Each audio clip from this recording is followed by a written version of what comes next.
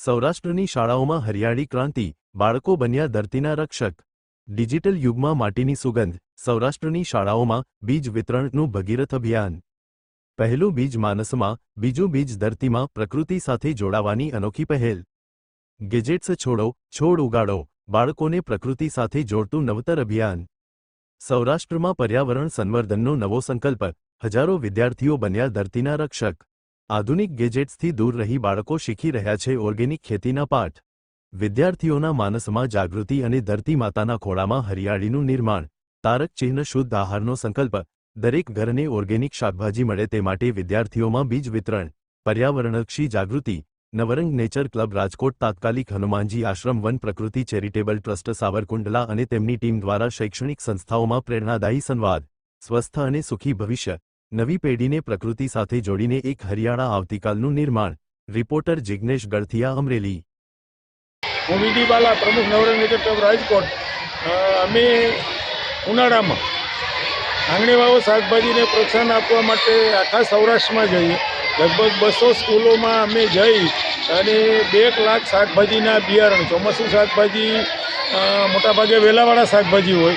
અને આજે અમે સાવરકુંડલાની અંદર આવ્યા છીએ. તાત્કાલિક હનુમાન આશ્રમ, સતીશભાઈ પાંડેની સંસ્થા જગ્યા અને નવરંગ નેચર ક્લબના સંયુક્ત ઉપક્રમે અમે 7 સ્કૂલોની અંદર જઈ બાળકોને બહુ વિગતે વાત કરી કે ભાઈ શાકભાજી કેમ ઉછેરાય, કેટલા ખાવા જોઈએ, શા માટે ઉછેરીએ, એક પેકેટ વાવો તો કેટલો ફાયદો થાય.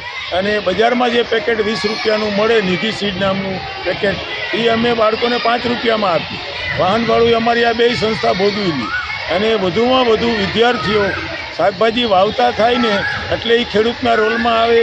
બિયારણ કેમ વવાય ખબર પડે, ધરતીમાં બી વાવે, પહેલાં એક બી એના મનમાં વવાય, એ અમારા માટે બહુ જ મોટી વાત. અને બાળકો પોતાને ત્યાં શાકભાજી ઉછેરે, કેમ કે શાકભાજી રોજની જરૂરિયાત છે.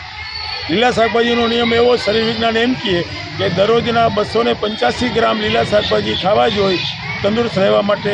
એટલે બાળકોને અમે પ્રોત્સાહન આપીએ, કહીએ પડીકા તમે ઓછા ખાજો અથવા બિલકુલ નહીં ખાતા. અને બી વાવવાથી ફાયદો એ થાય કે બી કેમ વવાય એ ખબર પડે, માટી સાથેના સંપર્કો વધે, એટલે ધરતીમાં સાથેના સંપર્કો વધે, તડકાનો લાભ મળે, થોડોક શ્રમ કરવો પડે.